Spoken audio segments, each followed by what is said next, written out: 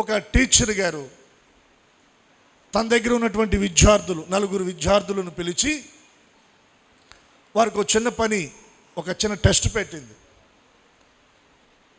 యాపిల్కాయ ముక్కలు కట్ చేసి దారంతో ఒక ప్రక్కన యాపిల్ ముక్కను కట్టి ఒక దండెంలాగా ఒక తాడు కట్టి ఈ యాపిల్ ముక్కను దారంతో కట్టిన ముక్కను అట్లా ఆ వైపు వేసి ఈ వైపున పిల్లలు నిలవబెట్టి ఆ దారం పిల్లల కాలు బొటన విరేలుకు కట్టింది. ఇప్పుడు నోటితో ఆ యాపిల్ కట్ చేసిన మొక్కను తినాలి అంటే వీళ్ళు కాలు పైకెత్తాలి. కాలు పైకెత్తితే ఆ మొక్క కిందకి దిగుతుంది. నలుగురికి పెట్టింది ఈ టెస్ట్.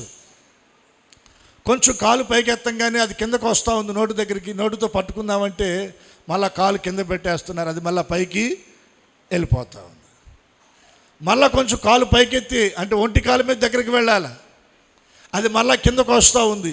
పట్టుకుందామని చెప్పి నోరు తెరిచి దగ్గరికి వెళితే ఈలోపు కాలు మళ్ళీ కొంచెం బరువు ఎక్కువ ఏదైనా సంథింగ్ కాలు కిందకి దించంగానే అది మళ్ళీ పైకి వెళ్ళిపోతూ ఉంది. చీ అని చెప్పి ఓ ముగ్గురు వదిలేశారు. ఒకడు మాత్రం వదిలిపెట్టల.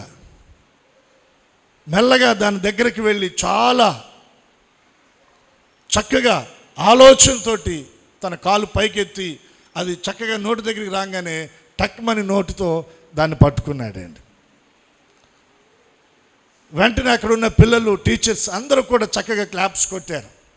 ఎందుకు నేను ఆ సందర్భాన్ని జ్ఞాపకం చేస్తూ ఉన్నానంటే, ఒక పని ప్రారంభించబడినప్పుడు ఆ పనిలో ఖచ్చితంగా ఇబ్బందులు వస్తాయి, ఆటంకాలు వస్తాయి.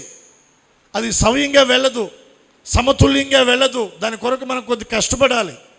కష్టపడుతుండగా కొన్ని ఆటంకాలు వస్తాయి. ఆటంకాలు వచ్చినాయని మనం ఆగకూడదు.